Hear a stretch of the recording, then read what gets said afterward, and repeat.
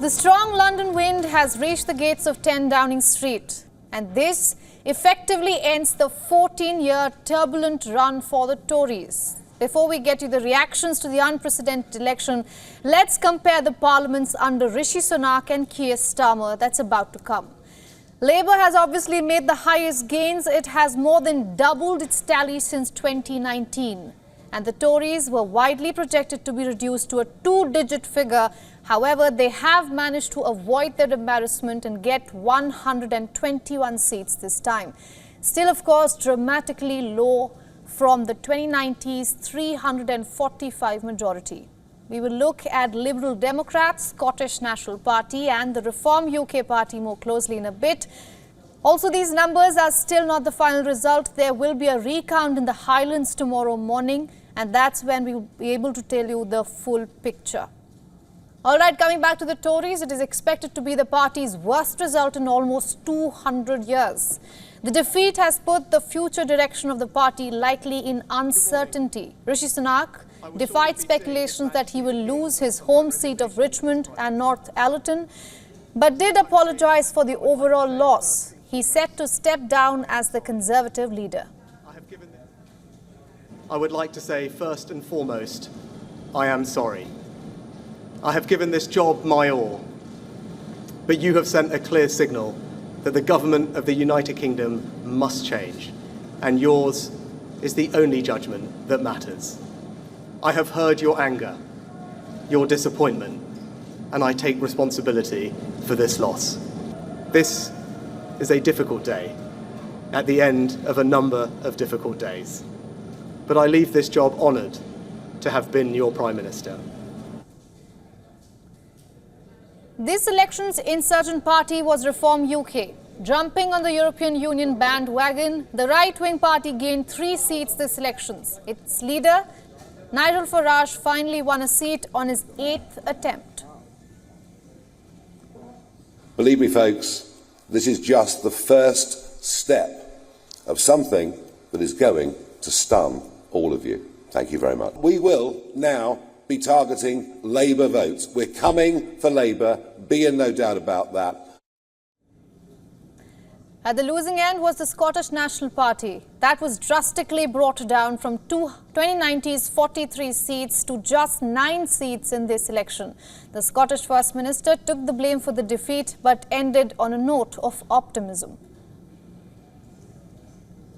So I want to make it clear, as we enter a new era, that the Scottish Government that I lead will unreservedly be willing to work collaboratively and cooperatively with the United Kingdom Government to take forward areas of mutual and joint interest. The Liberal Democrats also made record-breaking gains as they smashed through Conservative heartlands, taking the seats of 2 former Prime Ministers, David Cameron and Theresa May. These symbolic victories demonstrate the depths of dissatisfaction among long-standing Conservative voters. Also, speaking of the big names falling, perhaps the most notable was the defeat of Liz Truss. About 2 years back, the former Prime Minister served just 49 days in number 10 before being ousted by her own party. She lost to Labour in the constituency of South West Norfolk by just 630 votes. Few other names. Grant Shapps, the Defence Secretary, looked rattled after losing his seat in southern England. Leader of the House, Penny Mordaunt, who ran against Rishi Sunak for the party leadership before he became Prime Minister, also lost her seat.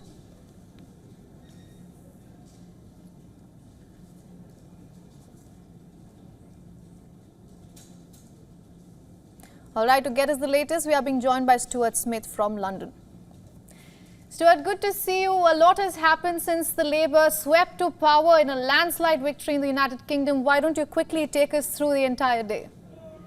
Probably here behind me someone is ringing a bell and saying that the country rejoices. Yeah, that's right. Keir Starmer is now the Prime Minister. He's given a speech on the streets of Downing Street promising change. He says his work is urgent and that Labour begins it today. He says that he has been given a clear mandate by the electorate and that Keir Starmer will deliver on that mandate. Now, over the course of this afternoon and into Friday evening, it's expected Keir Starmer will lay out who he would like to see in his cabinet, the most senior and the most junior ministers who will take particular briefs, whether it's the Foreign Secretary, the Chancellor or the Science Minister. Those jobs will have already been familiar to people within the Labour Party shadow government, and now that he's in Parliament and leading the country, they will receive their briefs to go forward. The Labour Party has listed in a huge amount of detail the kinds of changes it would like to make to the country, from changes to education, healthcare and the economy. Absolutely, Stuart. And coming to that, throughout the campaign trail as well as their manifesto that I have with me here, wealth creation, more taxes, working class, green initiatives, these are some recurring themes throughout their campaign trail. Now that they have 10 Downing, what happens next? Yeah, so with such a large majority, there's no chance, as we've seen in previous years, of potentially rebels derailing the Labour Party's attempts to make changes. Sometimes when there's a smaller majority in Parliament, a few very vocal and principled people can end up derailing government policy. With this majority this large, it would take a lot for any of Keir Starmer's policies to not go through. And the way the UK parliamentary system works, with the Prime Minister and the parliamentary majority, Keir Starmer can effectively pass through what he likes, as long as it doesn't end up being challenged at the Supreme Court. And unlike previous years, he's had to do no deals, no party's had to do any deal with any other party. And so really there's no reason he couldn't get his manifesto promises through Parliament, though perhaps when it comes to the detail of each commitment, that will have to be heavily debated. And on issues such as foreign policy, when it comes to Gaza, Palestine and Israel, perhaps there will be a more contentious debate. But largely, it seems Keir Starmer has said that his manifesto is costed, that the money will be there to make the changes required, and so voters are hopeful and do expect that he'll be able to deliver on his commitments. All right, Stuart, thank you so much for getting us all those updates from London. For all the latest news, download the WION app and subscribe to our YouTube channel.